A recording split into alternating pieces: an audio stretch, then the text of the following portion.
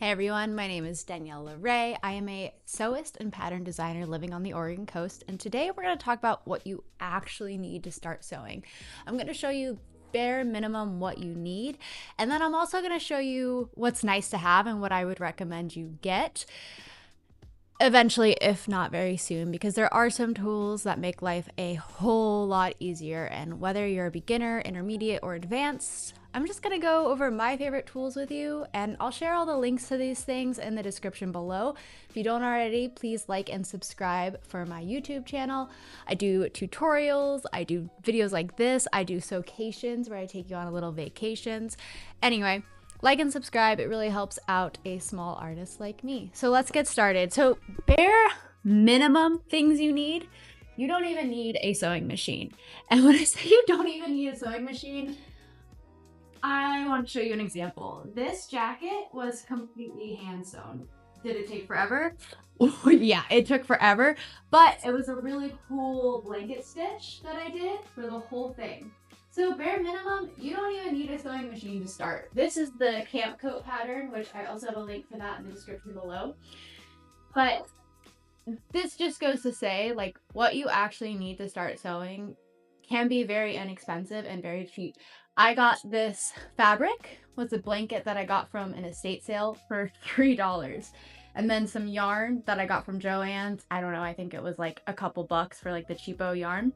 So all in all, what I needed to make that jacket was a good pair of sewing shears, and this is important.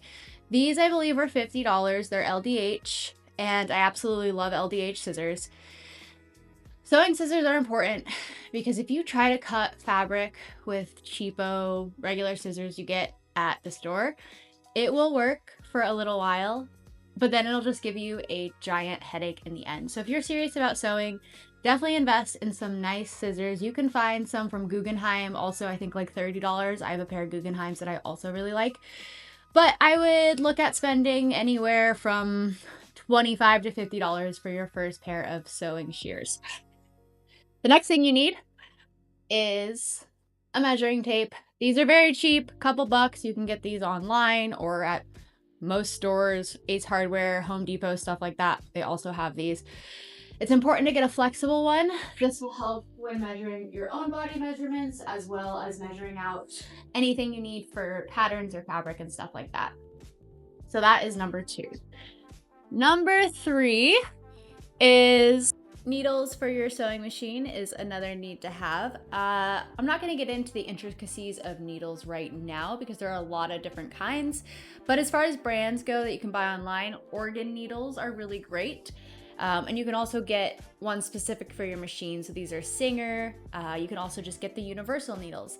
That would be for your home machine. General rule of thumb, needle sizes 12 to 16 are going to get you really far. 12 is going to be thinner, 16 is going to be thicker. And you can think of this as like the thinner fabrics, you want thinner needles, thicker fabrics, you want thicker needles. There's a little more to it than that, but for just basic knowledge, a size 12 or 14 is going to take you really far. Most of the time for a home machine, you'll just see these threads. A nice to have as you continue sewing is a cone of thread. So now these start to have some different lingo to them. This is called Tex40. That is describing the thread itself. This is going to be more durable. It's really hard to rip. Your home machine will take it. You're gonna have less thread breaking. You're gonna have way more bang for your buck. And all around it's gonna make your piece a lot higher quality as far as a finished garment goes. So if you're going to continue sewing, definitely look into thread. You can get this at Waywack or any of your local sewing specific stores. You cannot buy cones like this at like Michael's or any of the big brand names, but you can buy these at specialty sewing stores or online, and I do highly recommend it. Also on the must-have are pins or clips. Now, there's a huge debate online between the sewing community of what's better. Personally, I love clips. You can use them for really thick fabric. They're easy to remove. They're easy to put on. You're not putting holes in your fabric and you're not poking yourself. There is a time and place for pins though. I do use both. So ideally you get a mix of pins and clips because each of them have its use. If you're trying to do curves or something that needs to be super exact, pins are going to be better than clips. But overall, for most projects, clips are great. So that is kind of basic, bare minimum. I would recommend you get a machine and not hand sew everything, although you can. Getting a home sewing machine. The best sewing machine is a used sewing machine. When I first started, I got all of my machines, my first one ever, on Facebook Marketplace. I got a Singer Traditional, and 5 years later, it's still going strong. I got it for 50 bucks, I think. When looking for a used sewing machine, there's a couple things to keep in mind. Look for high quality brands. So Juki is #1 in my book. #2 would be Husqvarna Viking. This guy here. Genome is a really good one. Baby Lock is a really good one. If you can find one of those 4 major brands on Facebook Marketplace used, I would start there because those machines are high quality.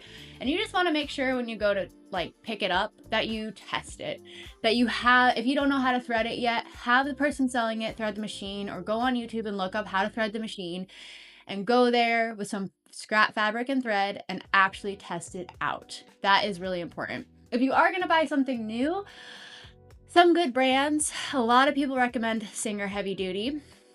I have one. It broke within 6 months. So I personally do not recommend the Singer Heavy Duty unless you get a warranty and you're prepared to use that warranty, in my opinion. I also would stay away from Brother. I've had 3 Brother machines. Every single one of them have broke within the year. So I would highly discourage you from purchasing from Brother. But there are some Singer machines that will work. Just again, make sure you test it. And if you buy it new, get a warranty. This is the Husqvarna Viking Onyx 30. It's going to be a little pricier if you're just starting out, but I love this machine. This is my travel machine and it works wonders. It goes through lots of thick fabric and has lots of fun features. So those are kind of the basics you need. In this day and age too, in 2025, another basic you may need is a printer. A lot of patterns are PDF. Why are they PDF? One, instant gratification. It's so nice to like get a creative bug and just be like, I'm gonna sew it today, and be able to print out your pattern, piece it together, and then sew. You can get paper patterns. They're gonna be more expensive, but you know, printing costs aren't free. So they're gonna be more expensive. You're gonna have to wait because stuff like Joann's is gone. But if you're near Michael's or a sewing store, you can go pick up a paper pattern. Personally, I like PDF patterns better. They're cheaper, even with printing costs. And if you don't have a printer at home, your local library will let you use their printer. I don't know how much it costs where I live. I think it's just like a couple cents, but you can also go to like an Office Max or an Office Depot or something like that and print as well. You don't need to print in color. It is helpful to see the colors of the different sizes, but if it's a good pattern, it will come with layers, and you can actually just save your size by going to the layer tab in Adobe Reader and just turning on your size. And that will help immensely when it comes to printing and tiling them together. You can also get something called an A0 printed, which is a large format print for a sewing pattern. Let me see if I have an example. This is an A0 sewing pattern. This was $12.50 for 2 sheets. So they are pricey, but the cool thing with these is that you don't have to take the time to piece it together. I'm not gonna roll this out actually because it's a lot.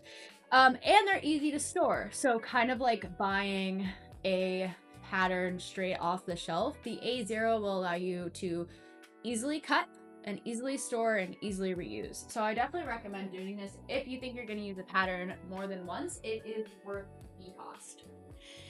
Some nice to have other tools, a rotary cutter.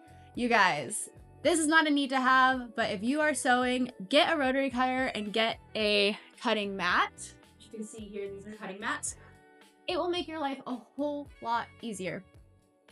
Another pair of scissors. Now, kind of unnecessary People would argue these are unnecessary, but I would argue these are very necessary. These are thread snippers. And I like to get this style here. I'll link it. These are great because they keep your sewing scissors nice and sharp because you're not cutting thread and other stuff with them, and they're really handy to keep by your machine for like cutting off thread. Another really nice to have, not need to have, is a chalk pen or marker. These are awesome because a lot of patterns have things called notches on them that you have to mark. And it's really nice to be able to mark them with something you can see and that will wash off when your project is complete. So definitely would recommend this as well.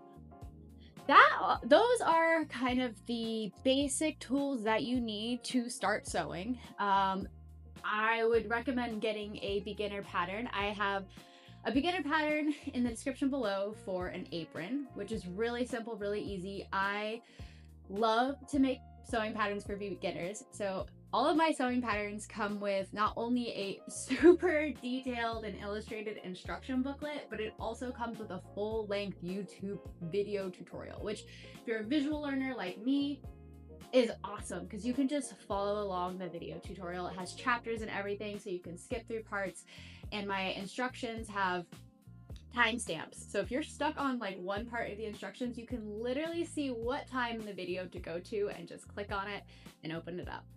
So check out my website, lorrainehandmade.com, for beginner sewing patterns. And if you like this video and videos like this are helpful, please let me know in the comments below because I would love to do more. And happy sewing!